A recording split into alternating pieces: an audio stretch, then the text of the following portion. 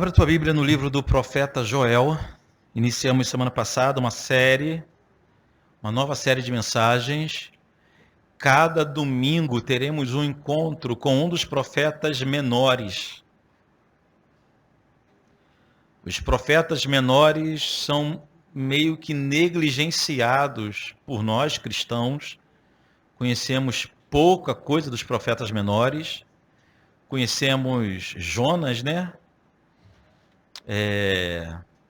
Eu comentava aqui semana passada que Ageu a gente conhece somente aquela questão da glória da segunda casa. Ainda interpretamos errado.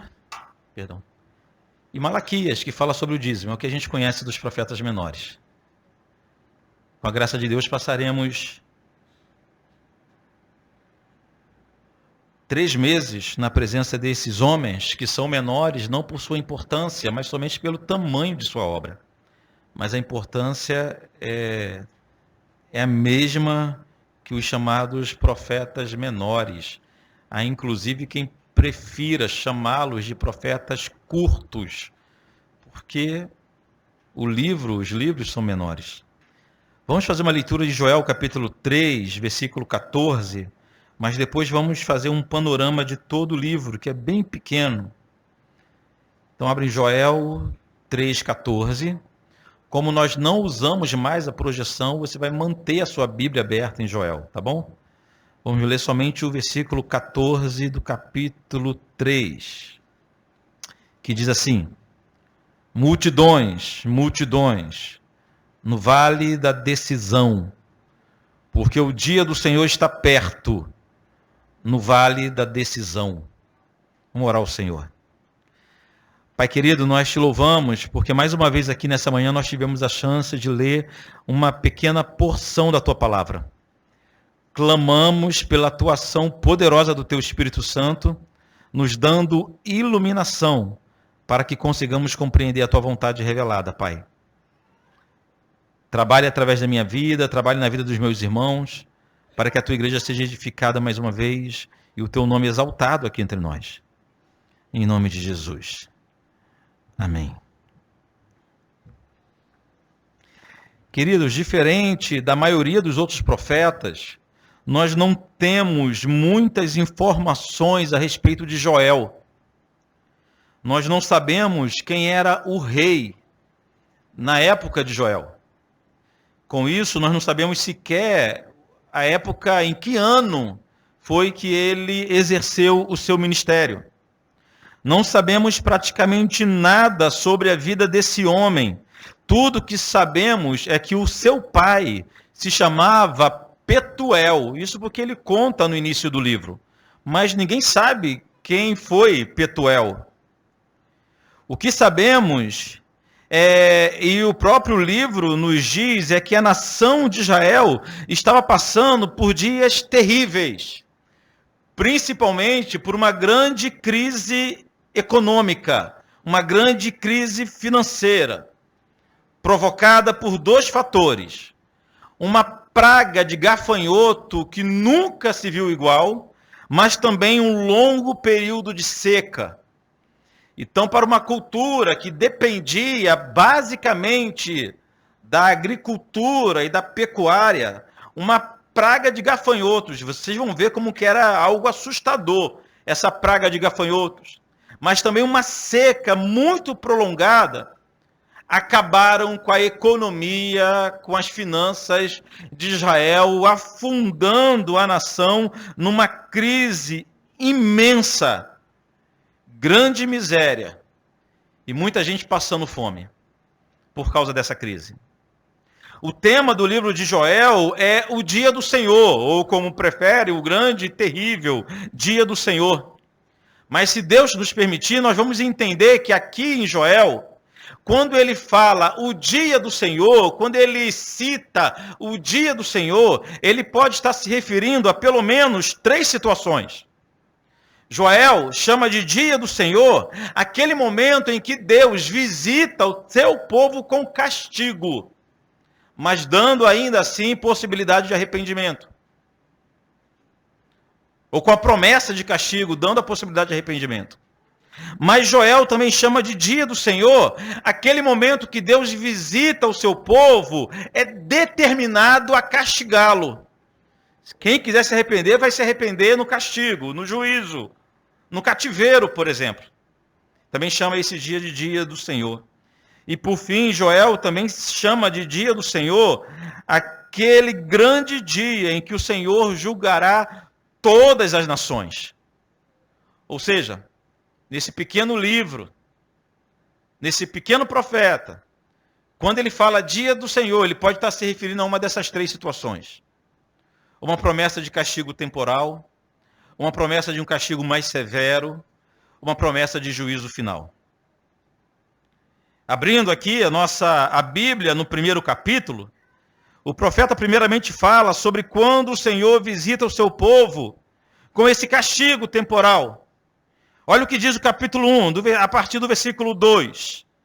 Ouvi isto, vós velhos, e escutai todos os habitantes da terra. Aconteceu isto em vossos dias, ou nos dias dos vossos pais? Olha aqui para mim.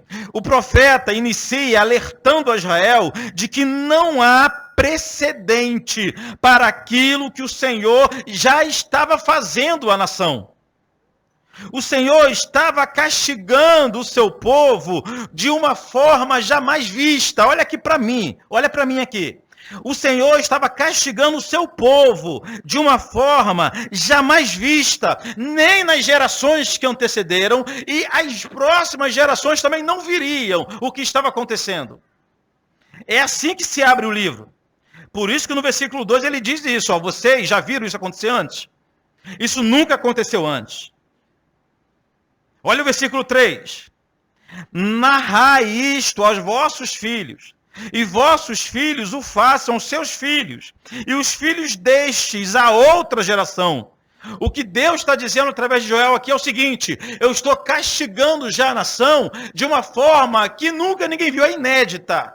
Mas vocês têm a obrigação de narrar aos filhos de vocês, aos netos de vocês, às futuras gerações. O castigo do Senhor já estava acontecendo, trazendo uma grave crise financeira.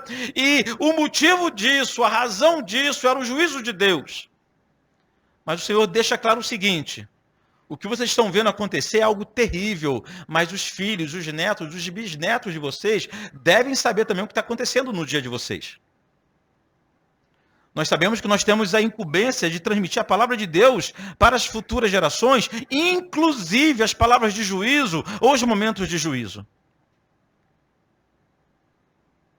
O versículo 4 fala dessa crise econômica que estava batendo a nação. O versículo 4. O que deixou o gafanhoto cortador comeu o gafanhoto migrador. O que deixou o migrador comeu o gafanhoto devorador. E o que deixou o devorador comeu o gafanhoto destruidor. Ou seja, o profeta estava se referindo a uma grande praga de gafanhotos que destruiu toda a plantação. Eu já falei que foi uma praga sem precedente na história. Possivelmente nada depois disso aconteceu igual. Pelas palavras do profeta, foram 4 invasões de nuvens de gafanhotos. Cada invasão com um tipo diferente de inseto. Nem eu sabia que tinha tanto tipo de gafanhoto assim. Você sabia? Sabia? Quem é especialista em gafanhoto aqui? Pois bem, segundo o profeta, primeiro veio o cortador. Uma nuvem de gafanhotos cortadores. E o que sobrou deles veio os migradores. Depois veio os devoradores. Depois veio os destruidores. E a gente fica preocupado só com o devorador, né? Mas tem uma galera para a gente se preocupar aqui também. O cortador já é um mau sinal. Se você tiver que repreender alguém, começa repreendendo o cortador. Ele que abre caminho para toda essa praga, não é verdade? Com isso, irmãos, não houve uma única lavoura que não tenha sido completamente destruída por essa praga. O resultado daquela praga de gafanhotos foi uma terra sofrendo de fome e na miséria. Pula para o versículo 7. Olha o que diz: fez da minha vide uma assolação, destroçou a minha figueira, tirou-lhe a casca, que lançou por terra os seus sarmentos, ou ramos, né? Se fizeram brancos, aqui brancos tem sentido de mortos, se fizeram mortos, tanto vide quanto figueira aqui podem estar fazendo alusão à própria nação de Israel. O que o texto está dizendo que essa praga transformou uma nação inteira, amada por Deus, em assolação. Arrancou-lhe as cascas. Os seus ramos morreram por causa dessa praga. Com a escassez de alimento, até o culto ao Senhor deixou de ser realizado. O culto no templo, irmãos, consistia basicamente de sacrifício de animais e de ofertas também de cereais e outros produtos da terra. Agora, preste atenção, não há mais boi no curral, não há mais animal nenhum para ser sacrificado, todos morreram, seja pela seca, seja por falta de pasto. Então, acabou o culto. O culto não era realizado, preste atenção, pula para o versículo 9. Cortada está da casa do Senhor a oferta de manjares e a libação. Os sacerdotes, ministros do Senhor, estão enlutados. Eles sabiam a seriedade que era o culto, a importância que o culto tinha. Diariamente, tanto de manhã quanto à tarde, cordeiros eram oferecidos no templo pelo pecado do povo. Imagine chegar a notícia de que esse sacrifício não está ocorrendo mais.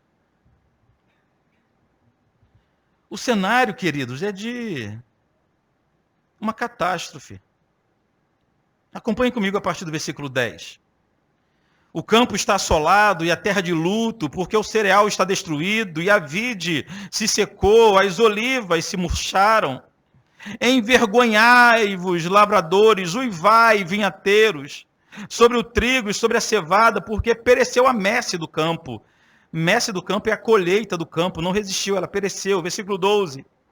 A vide secou, a figueira se murchou, a romeira também, a palmeira e a macieira. Todas as árvores do campo se secaram e já não há alegria entre os filhos dos homens. Que cenário! Um cenário de devastação.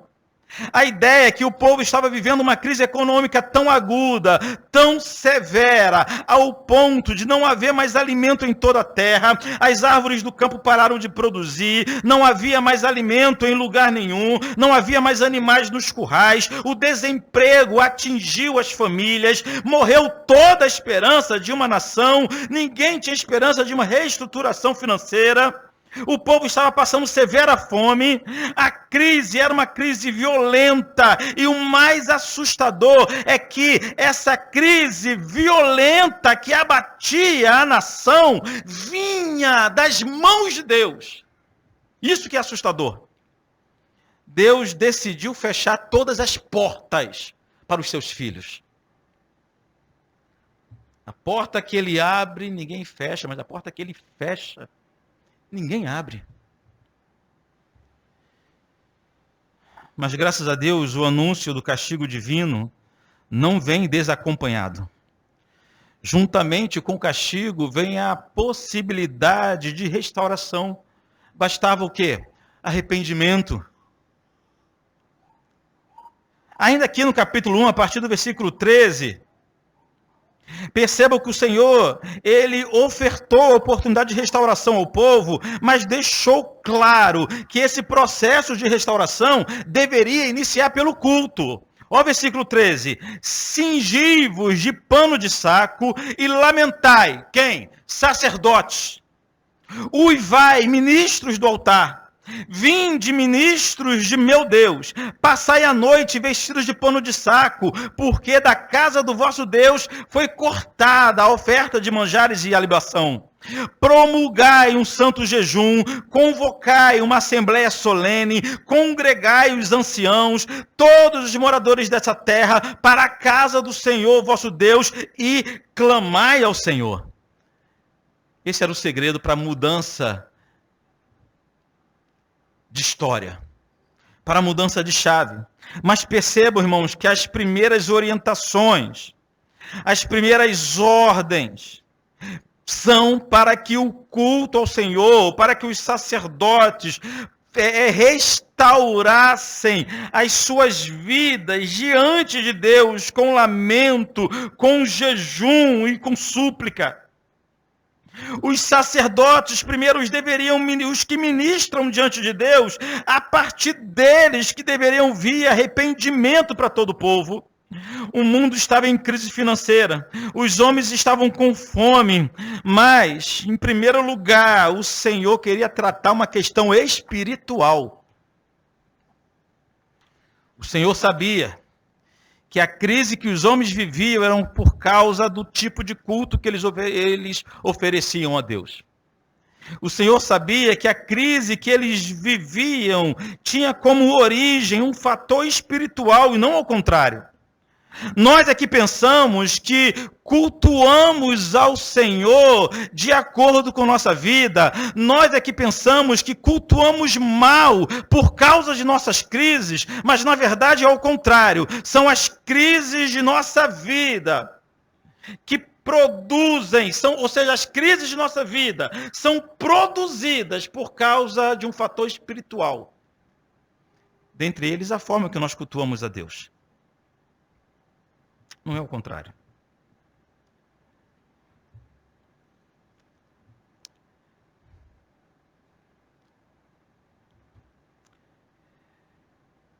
É a nossa frigidez espiritual que gera crises em nossa vida. Não são as crises da nossa vida que geram a frigidez espiritual.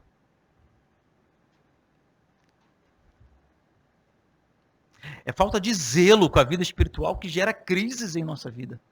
E não ao contrário. Sabendo disso, o Senhor ordenou que cuidasse primeiro de questões espirituais. Somente a partir da restauração dos fatores espirituais que tudo mudaria na vida do povo. Por quê? Porque quem estava enviando aquela crise não era as Nações Unidas, ou o mercado comum, ou a globalização. Quem enviava uma crise sobre o povo era o próprio Deus. O profeta reconhece isso no versículo 15. Ah, que dia! Porque o dia do Senhor está perto e vem como assolação do Todo-Poderoso. Todo-Poderoso, El Shaddai, é normalmente o nome de Deus usado para apontar esse poder, tanto de criação, mas também de destruição e juízo do nosso Deus. O profeta usa esse nome para que todo o povo percebesse a seriedade daquela ocasião, reforçando assim a necessidade de arrependimento. Em outras palavras, no versículo 15, o profeta percebe que é Deus quem estava enviando a crise, então nós não iremos mudar essa história, nós não iremos sair desse cenário com elementos humanos, com técnicas humanas, com inteligência humana. Nós precisamos nos voltar para o Senhor, nós precisamos nos voltar para Deus, com um santo arrependimento, para que as coisas mudem em nossa vida. Ainda que no capítulo 1, o texto segue fornecendo detalhes do castigo de Deus. Olha o que diz a partir do versículo 16. Acaso não está destruído o mantimento diante dos vossos olhos? E da casa do nosso Deus a alegria e o regozijo? A semente mirrou debaixo dos seus torrões. Os celeiros foram assolados, os armazéns derribados, porque se perdeu o cereal. Como geme o gado, as manadas de bois estão sobremodos inquietas, porque não tem pasto. Também os rebanhos de ovelhas estão perecendo. A ti, ó Senhor, clamo, porque o fogo consumiu o pasto no deserto e a chama abrasou todas as árvores do campo. Também todos os animais do campo bramam suspirantes por ti, porque os rios se secaram e o fogo devorou os pastos do deserto.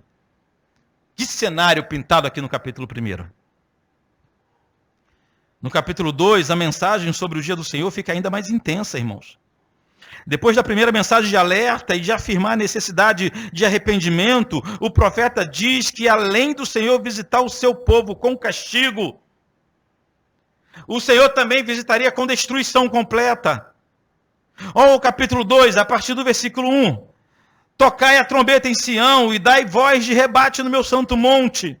Perturbem-se todos os moradores da terra, porque o dia do Senhor vem, já está próximo, dia de escuridade e densas trevas, dias de nuvens e negridão. Como a alva por sobre os montes, assim se difunde um povo grande e poderoso, qual desde o tempo antigo nunca houve, nem depois dele haverá, pelos anos adiante, de geração em geração. É assustador, queridos, mas o profeta ainda estava se referindo a uma nuvem de gafanhoto. Quando ele diz como uma alva sobre os montes, assim se difunde um povo grande e poderoso, ele está falando de uma nuvem de gafanhotos ainda. Mais tarde, muitos fazem uma alusão, dizem que aqui o profeta está fazendo uma alusão aos inimigos que destruiriam Israel. Pode ser. Ao versículo 3 aqui, do capítulo 2. À frente dele vem fogo devorador. Atrás, chama que abrasa. Diante dele a terra é como um jardim do Éden, mas atrás um deserto assolado, nada lhe escapa. Entenderam a visão aqui do profeta? Vem uma nuvem. Sabemos que é uma nuvem de gafanhotos, uma praga, que na frente deles tudo parece o jardim do Éden, mas depois que eles passam, o que fica é um deserto assolado. Uma visão terrível. Uma visão terrível. O versículo 4 diz que os gafanhotos tinham aparência de cavalos. Um gafanhoto é suficiente para nos matar de medo, fala a verdade. Qual é o tamanho de um gafanhoto? Qual é o tamanho? Depende, né? Lá na Amazônia deve ser um negócio desse tamanho assim. Mas não é um cavalo. O versículo 4 diz que tinha aparência de cavalo. O relato do verso 4 até o 10 nos dá a ideia, irmãos, de um exército terrível, implacável, que nada fugia do seu controle, ninguém escapava das mãos dos seus soldados, por onde esse exército passava, e toda hora eu tenho que lembrar que são gafanhotos, porque a ideia que nós temos é de um exército de verdade, mas pode sim estar fazendo alusão a um exército de verdade, mas por onde esse exército passava, só deixava destruição, e para que ninguém duvidasse, e mais uma vez o profeta afirmou que o exército destruidor era o exército do Senhor. Olha o versículo 11. O Senhor levanta a voz do seu exército, porque muitíssimo grande é o seu arraial, porque é poderoso quem executa as suas ordens. Sim, grande é o dia do Senhor e muito terrível. Quem poderá suportar?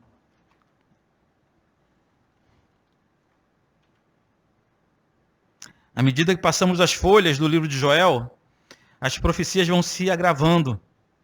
No começo, Joel falou do dia do Senhor como castigo, depois como destruição. Contudo, mais uma vez, o Senhor oferece um escape, um arrependimento. Esse é o nosso Deus.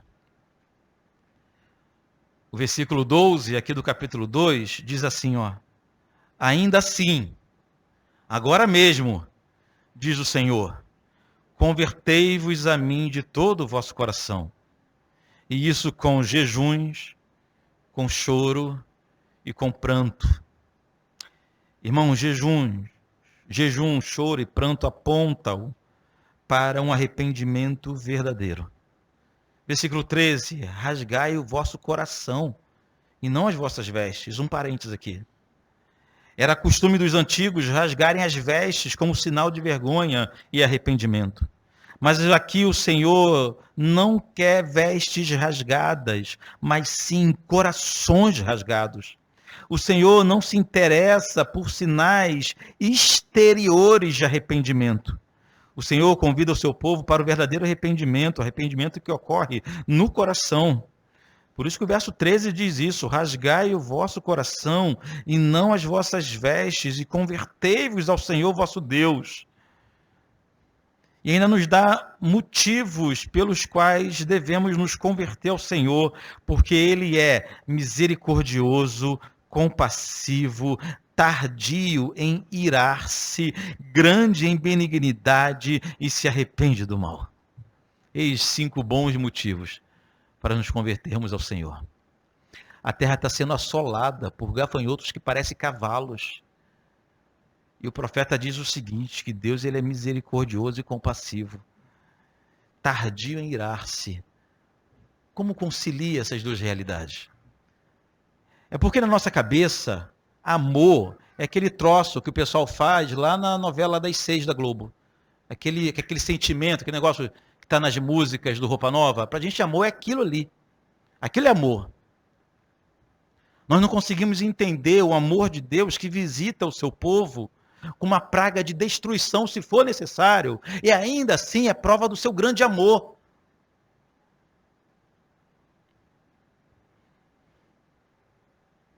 O versículo 17 diz que os sacerdotes deveriam orar a Deus pelo povo, como sempre fizeram. Semana passada, a gente vendo o livro de Oséias, a gente viu que Deus ensinou o povo como eles deveriam fazer uma oração de arrependimento. A gente não conhece muito, a gente não sabe fazer muita oração de arrependimento, né? A gente sabe fazer muita oração de amarrar demônio, de não sei o quê, de repreender, de dar esse negócio assim. A gente é doutor nisso. Mas Deus ensinou o seu povo, através de Oséias, a oração de arrependimento. E aqui, Deus faz a mesma coisa com os sacerdotes. Ensina-os uma oração. Aqui no versículo 17, chorem os sacerdotes, ministros do Senhor, entre o pórtico e o altar, e orem. E orem como? Poupa o teu povo, ó Senhor, e não entregues a tua herança ao opróbrio, para que as nações façam escárnio dele, porque é onde dizer entre os povos, onde está o seu Deus? Ou seja, Deus tem que ditar uma oração para o povo poder orar, para os sacerdotes orarem. Pelo que o texto diz, irmãos, nós concluímos que essa oração foi feita. Porque depois de uma sincera oração de arrependimento, o profeta diz que o Senhor ouviu a oração. E a resposta do Senhor mudou a história do povo.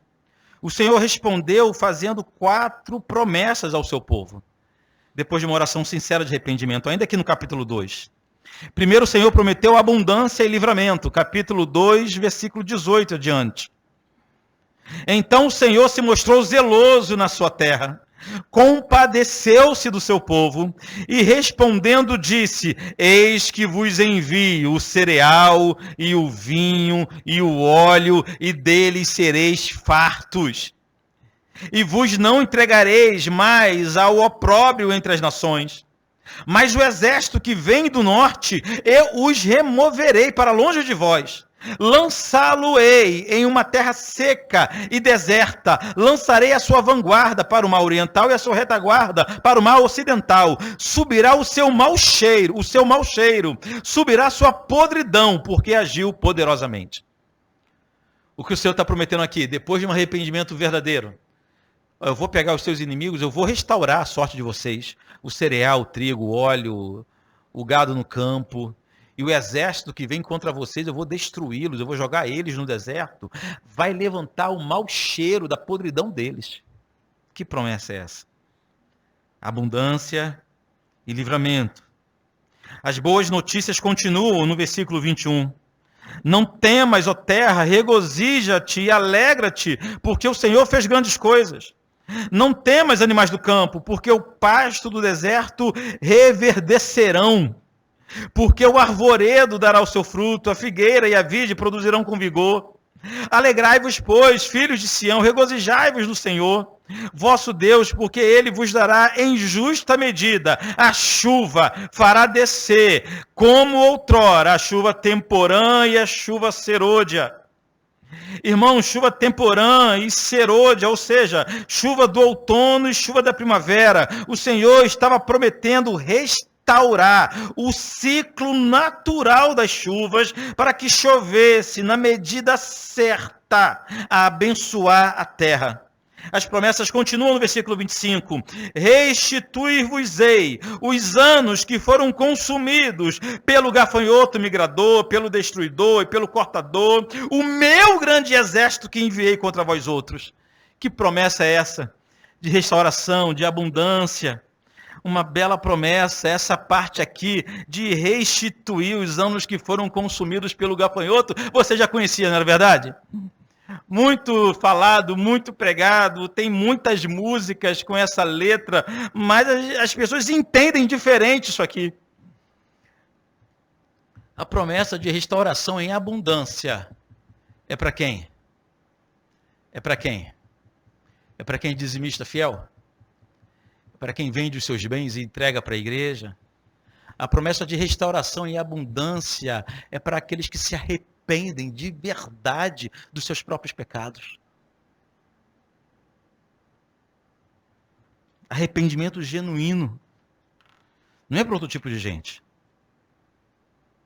Depois de prometer abundância, o Senhor prometeu aos arrependidos o derramamento do seu espírito. Versículo 28. E acontecerá depois de quê, irmãos? Depois de uma verdadeira conversão, depois de um verdadeiro arrependimento, gerado pelo temor do dia do Senhor. E acontecerá depois que derramarei do meu espírito sobre toda a carne. Vossos filhos e vossas filhas profetizarão, vossos velhos sonharão, vossos jovens terão visões, até sobre os servos e sobre as servas derramarei do meu espírito naquele dia. Promessa do Senhor. Uma promessa de um derramar abundante do Espírito Santo na vida daqueles que passaram pela verdadeira conversão, pelo verdadeiro arrependimento. Pessoas que não tinham mais sonhos voltariam a sonhar. Quem não tinha mais visão voltaria a ter visão. Quem não tinha mais expectativa de vida recuperaria a expectativa de vida através do poder, da ação poderosa do Espírito Santo.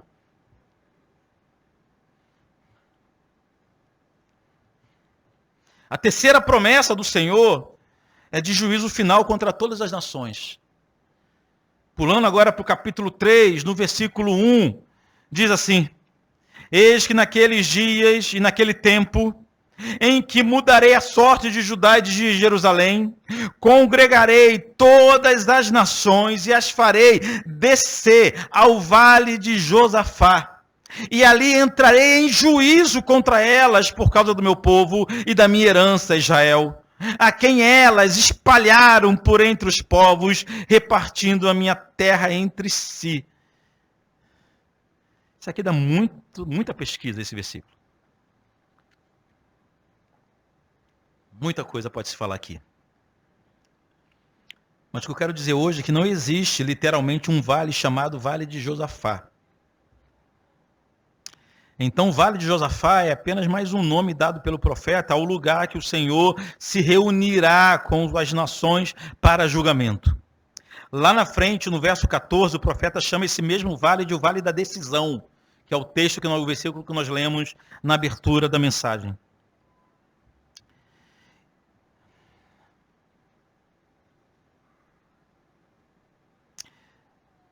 Essa terceira promessa do Senhor de reunir todas as nações apontam para o grande dia do Senhor.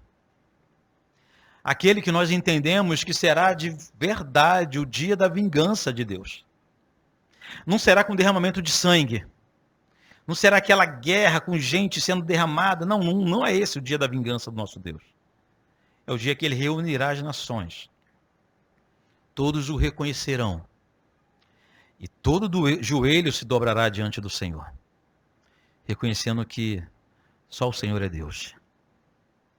As profecias de Joel finalizam com uma promessa de bênçãos futuras para Judá, mas que apontam também para a eternidade. O versículo 18 do capítulo 13 diz assim: e há de ser que naquele dia os montes destilarão mosto. O que é isso? É o sumo da uva, né? O suco da uva. E os outeiros manarão leite, e todos os rios de Judá estarão cheios de água. Sairá uma fonte da casa do Senhor e regará o vale de Sitim. Que promessa maravilhosa. Nesse ponto, irmãos, o templo do Senhor é comparado a uma fonte que jorrará água, que transformaria até os desertos mais secos em uma terra fértil. Olha o versículo 19. O Egito se tornará uma desolação, e Edom se fará um deserto abandonado por causa da violência que fizeram aos filhos de Judá, em cuja terra derramaram sangue inocente. Judá, porém, será habitada para sempre, e Jerusalém de geração em geração. Eu expiarei o sangue dos que não foram expiados, porque o Senhor habitará em Sião. Que maravilha! Pense num judeu ouvindo essas promessas, num israelita ouvindo essas promessas. Eles entenderam como uma linguagem figurada para uma restauração completa e real, ainda em seus dias. Mas se nós compararmos essa promessa de Deus, aqui no capítulo 3, no versículo 18 principalmente, ao que está escrito em Apocalipse, capítulo 1, capítulo 22, versículo 1 e 2, nós vamos entender que essas promessas de Deus, através de Joel, se cumprirão em sua plenitude para a igreja, nas mansões celestes, na eternidade. Olha o que diz, eu vou ler para os irmãos, não precisa abrir, Apocalipse 22, versículo 1 e 2. Então me mostrou o rio de água viva. O Senhor prometeu a Joel que haveria um rio que jamais secaria. Um rio de água viva, brilhante como cristal, que sai do trono de Deus e do Cordeiro. No meio da praça, de uma e da outra margem do rio, está a árvore da vida, que produz 12 frutos, dando o seu fruto do mês em mês. E as folhas da árvore são para a cura dos povos. João viu quando o Senhor cumprirá definitivamente a promessa de restauração e cura do seu povo. Israel passou por um período de restauração depois de Joel. A seca acabou. Os gafanhotos foram embora. Mas a restauração foi completa? De fato, os rios nunca mais secaram, o povo nunca mais deixou de habitar em Israel? Sabemos pela história que não. Então as promessas apontam também para o futuro. E assim termina o livro de Joel. Irmãos, vimos que as promessas de Joel foram basicamente, ou que as profecias de Joel foram basicamente palavras muito duras de juízo e de castigo. Vimos que o povo de Deus estava sendo assolado por dois grandes inimigos enviados por Deus, a praga e a seca. As grandes perguntas que precisamos fazer são: o que levou o Senhor a castigar tão severamente o povo nos dias de Joel? Por que Deus enviou tamanha calamidade sobre o seu próprio povo? O que o povo fez de tão grave ao ponto de acender a ira do Todo-Poderoso? Você não se fez essa pergunta, não? O que será que eles fizeram? Apesar de termos poucas informações sobre as razões de tamanho castigo, já no primeiro capítulo temos um sinal sobre a condição espiritual do povo. No verso 5 do capítulo 1, volte lá comigo. Não vou ler o verso inteiro, mas no verso 5 do capítulo 1, o Senhor chama o seu povo de ébrios. Ébrios, é assim que está na sua Bíblia? Ébrios, capítulo 1, verso 5. Ébrios, despertai-vos e chorai, uivai todos os que bebeis vinho, por causa do mosto, porque está ele tirado de vossa boca. O Senhor chama o seu povo aqui de ébrios. Ébrios significa embriagados ou bêbados. Mas também, ou seja, preste atenção, irmãos, no texto sagrado, ébrios tem um sentido mais profundo do que simplesmente embriagado. Normalmente, ébrios ou embriagados na Bíblia são aqueles que vivem sendo complacentes, condescendentes com o próprio pecado, benevolentes com o próprio pecado.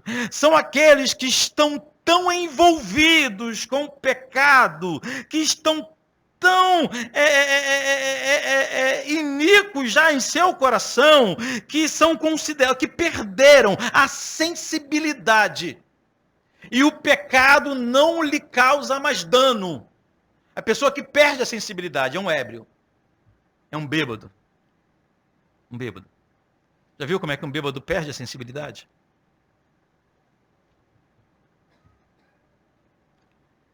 Eu tive um avô com problema de alcoolismo. Ele chegava, a gente morava no morro, né? Chegando lá na minha casa, o terreno era íngreme, que ia para a casa dele. Aí ele chegava bambeando as pernas, e na hora de descer, a cachaça lhe dava um impulso, que ele ia rolando e batia, estão rindo, né? E batia contra a parede, e caía no chão. Minha avó vinha, desesperada. Ele levantava tranquilão. Se minha irmã estivesse aqui, ela ia confirmar. Ele falava assim: é bom, Yaya, até aprender. Sentia nada. Todo quebrado, todo ferido. Ele estava insensível. É um ébrio, segundo a Bíblia, alguém insensível. Então a pista que Joel nos fornece nos leva a acreditar que, seja lá qual fosse o pecado do povo, todos tinham consciência do pecado, mas viviam como que embriagados, insensíveis aos próprios erros. Era um povo cheio de pecado, porém insensível ao Senhor. Por isso que a mensagem principal de Joel para esse povo era o seguinte: o dia do Senhor vem. Vocês vivem suas insensibilidades como se fossem embriagados com o próprio pecado, mas isso não muda a realidade de que o dia do Senhor vem. A grande tragédia é que nós podemos estar desenvolvendo a mesma marca dos contemporâneos de Joel. É crescente, irmãos, o grau de insensibilidade nossa em relação ao pecado.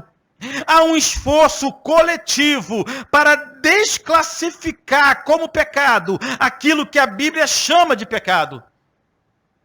O que a Bíblia chama de pecado, nós estamos chamando de fragilidade. O que a Bíblia chama de pecado, nós estamos chamando de marcas da personalidade. O que a Bíblia chama de pecado, nós estamos chamando de doença. O que a Bíblia chama de pecado, nós estamos chamando de evolução da sociedade. Estamos caminhando a passos largos para desconsiderar tudo aquilo que afronta a santidade de Deus.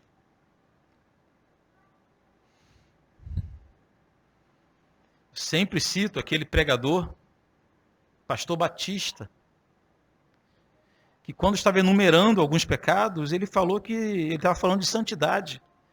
Ele falou assim: não é porque você dormiu na cama errada que você deixou de ser santo. Quando ele falou, você dormiu na cama, dormir na cama errada, que ele estava se referindo, a Bíblia chama de adultério. O que a Bíblia chama de adultério, ele chama de dormir na cama errada. Dormir na cama errada é o que acontece lá em casa, inclusive aconteceu essa noite. A Ana Júlia pulou para a minha cama, eu pulei para a cama dela.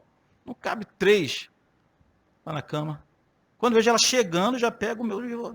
Eu estou na cama errada e ela está na cama... Isso é dormir na cama errada.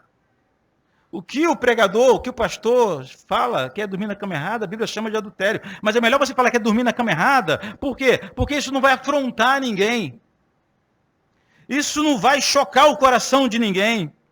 Ou seja, é crescente, mesmo no nosso meio, o número de pessoas que estão insensíveis ao pecado, trabalhando para desconsiderar tudo aquilo que afronta a santidade do Senhor, mas o dia do Senhor vem, isso ninguém muda. Podemos reconceituar o pecado, podemos redefinir nossas práticas, podemos deixar de considerar um erro aquilo que a Bíblia chama de erro, mas ninguém vai poder mudar a realidade de que a qualquer momento o nosso Cristo vai estar cortando esse céu de norte a sul para a prestação de conta de cada um de nós. Isso ninguém muda. E eu preciso terminar, eu quero terminar com 4 aplicações. A primeira A aplicação prática e direta que tiramos das profecias de Joel é que precisamos desenvolver uma vida de constante arrependimento, pois corremos sério risco de nos tornarmos pessoas de coração frio, duro, insensível ao pecado. Precisamos sair daqui hoje decididos a orar constantemente para que o nosso coração seja todos os dias quebrantado pelo Espírito Santo. Todos os dias. Se o Espírito Santo não trabalhar todos os dias quebrantando o nosso coração, nós vamos aceitar essa conversa de que o que era pecado já não é mais. Em segundo lugar, não podemos esquecer que o povo que o Senhor visita com castigo, com crises, com calamidade e até mesmo destruição é o seu próprio povo.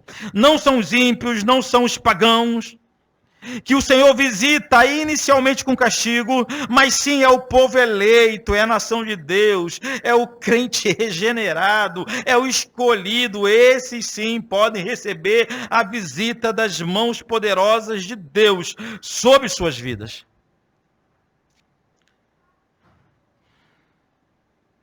Então o sofrimento não define quem é cristão e quem não é cristão. Não é o sofrimento que define isso.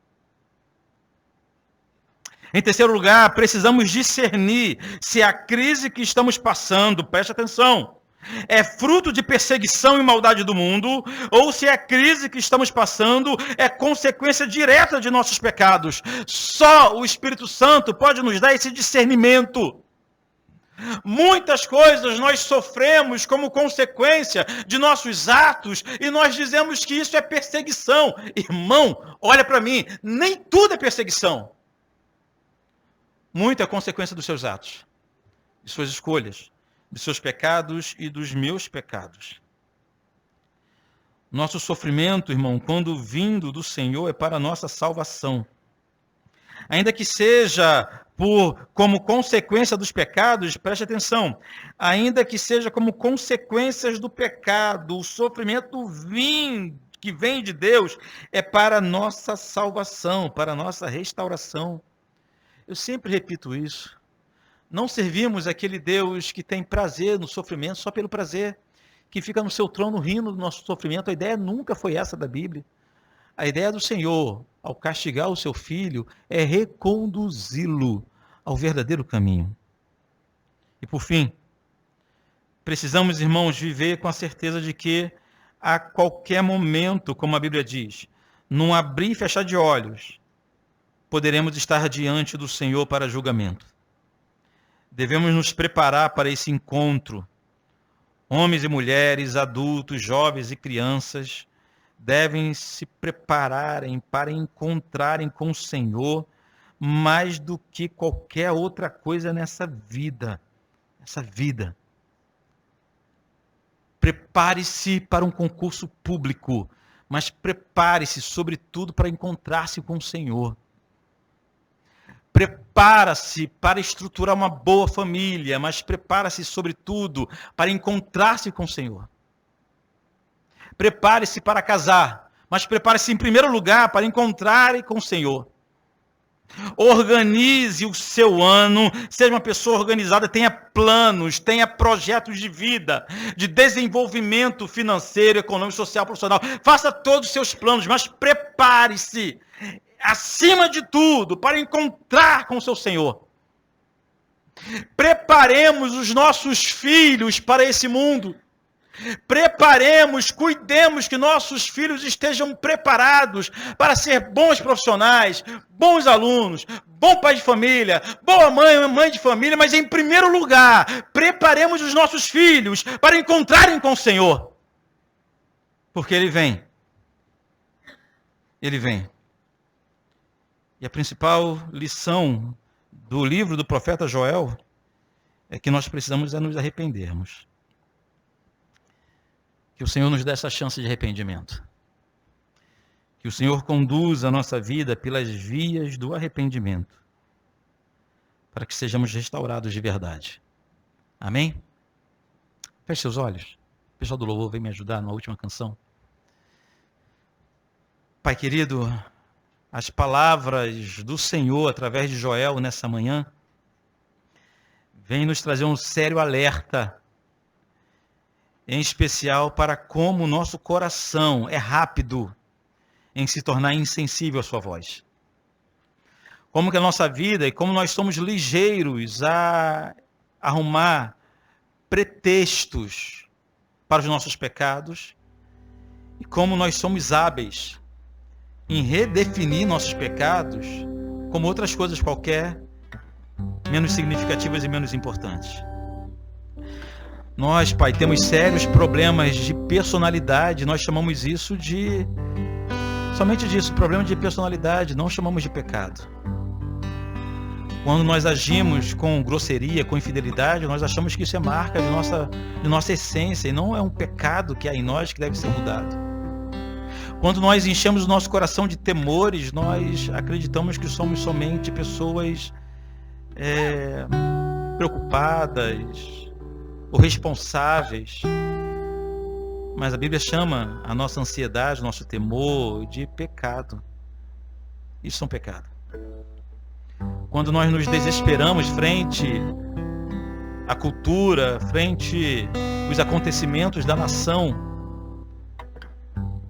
a Bíblia chama isso de pecado. Pai querido, nós somos bons em enumerar os pecados dos outros, ou aqueles que nós consideramos os mais graves, e esquecemos que em nós há muita coisa que tem que ser mudada, que já são praticadas de forma tão simples, como se não fossem pecados, mas são. Nos perdoe, Senhor. Que o Espírito Santo trabalhe em nós para que nós venhamos compreender, nos dê discernimento, para entendermos, Pai, o que em nós não te desagrada. Nos tire da escuridão. Quebranta o nosso coração, Espírito Santo. Nos convença, nos converta. É o que nós clamamos em nome de Jesus. Em nome de Jesus.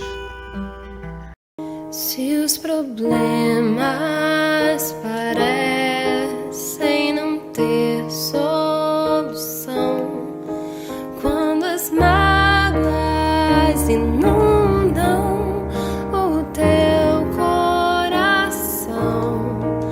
há alguém que atende a tua oração. Jesus Cristo, Mestre, Senhor, Ele é o dono da chuva, do sol e do ar, é Senhor da alegria, da dor, do chorar. Ele é o dono dos montes, do céu e do mar, é Senhor das crianças, das preces, dos hinos. Ele é meu e também teu Senhor.